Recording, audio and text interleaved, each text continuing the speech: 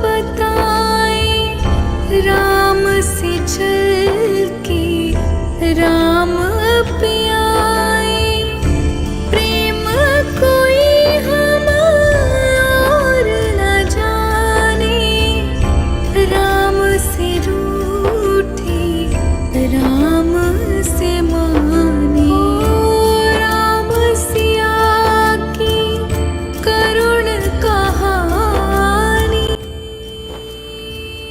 राज्याभिषेक के पश्चात इन पितरों के सम्मुख आपने एक शपथ ली थी, जो इन पत्थरों, इस वातावरण के कण कण पर अंकित है।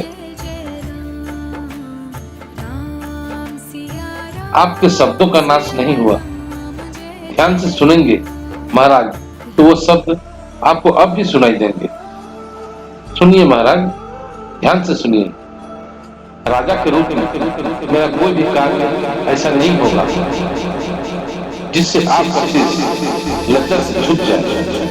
धर्म, न्याय और बलिदान की जो कीर्ति आपने स्थापित की है, उसकी उज्ज्वलता से किसी भी कारण धूमिल होने की आशंका भी होगी, तो मैं उस कारण को ही तत्काल मिटा दूंगा, चाहे वो कारण मैं स्वयं क्यों ना हूं। अब इन्हें उत्तर दीजिए,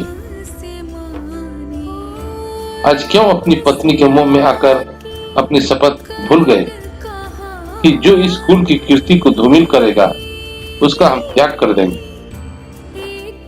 आपको अपनी पत्नी से प्रेम है, तो क्या महाराजा हरिश्चंद्र को अपनी पत्नी और पुत्र रोहित से प्यार नहीं था? तो फिर उन्होंने अपनी पत्नी और पुत्र को बाजार में खड़ा करके बेच क्यों दिया? केवल अपनी धन की रक्षा के लिए। क्यों महाराजा शिवी ने अपने शरण में आए एक कबूतर के लिए अपने तन का मांस दे दिया? इसी प्रकार अब इस कुल की कीर्ति और यश की रक्षा करना हमारा कर्तव्य है। क्या हमारे निजी सुख इन महापुरुषों की कीर्ति से अधिक मूल्यवान है? स्वामी, मैं भी इस कुल की बहू हूँ। इस कुल के गौरव की रक्षा करने में मेरा भी उतना ही उत्तरदायित्व है जितना कि आपका।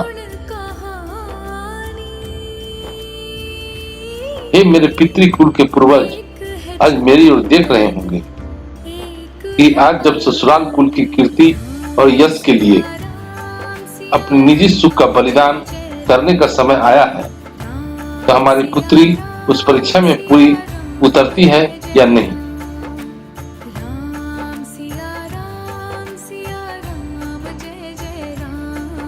हे रघुवंश के महान आत्माओं, मैं आपकी पुत्रवधू और मिथिला नरेश राजा जनक की पुत्री सीता अपने महान पति, अपने भगवान श्री राम के चरणों की सौगंध लेकर वचन देती हूँ कि आज के पश्चात मेरी छाया भी आपके पवित्र रघुकुल पर नहीं पड़ेगी। मैं अपने नाम का भी त्याग करती हूँ, ताकि यह कलंकित नाम किसी के जीवा पर भी ना आए। रघुवंशियों के भावी संतान को अपने गर्भ में धारण करके जा रही हूँ और ये वचन देती हूँ, इस संतान को इस योग्य बनाऊंगी कि आपके नाम और कीर्ति को और भी उज्जवल करे और वीरता के क्षेत्र में अपने पूर्वजों से भी आगे बढ़ जाए। मेरा जीवन उस दिन सार्थक होगा जब मेरी पवित्रता, मेरा सतीत्व, मेरी एक निष्पत्ति भक्ति मेरे संतान की वीरता के सामने यही अयोध्या की प्रजा घुटने टेक कर नतमस्तक हो जाए और जो कलंक आपके पुत्र वधू पर लगा रही है उसके लिए गिड़गिड़ा कर क्षमा याचना करे,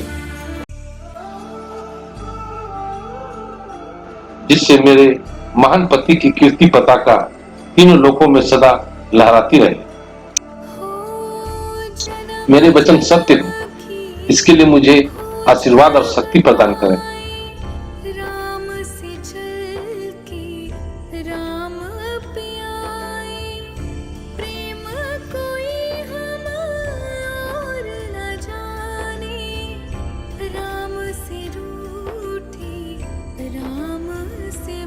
हे राघव, यदि मैंने मन, कर्म और वचन से इन चरणों के अतिरिक्त और किसी का ध्यान नहीं किया तो मेरा वचन निभाने में मेरी सहायता कीजिए, क्योंकि पति की आज्ञा के बिना नारी अपने किसी भी धर्म और वचन का पालन नहीं कर सकती।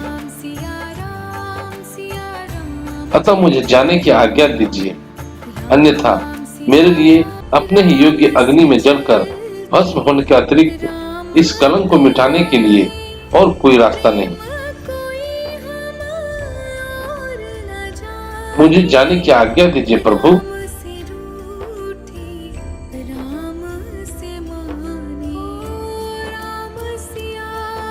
मेरी परीक्षा मत दीजिए प्रभु।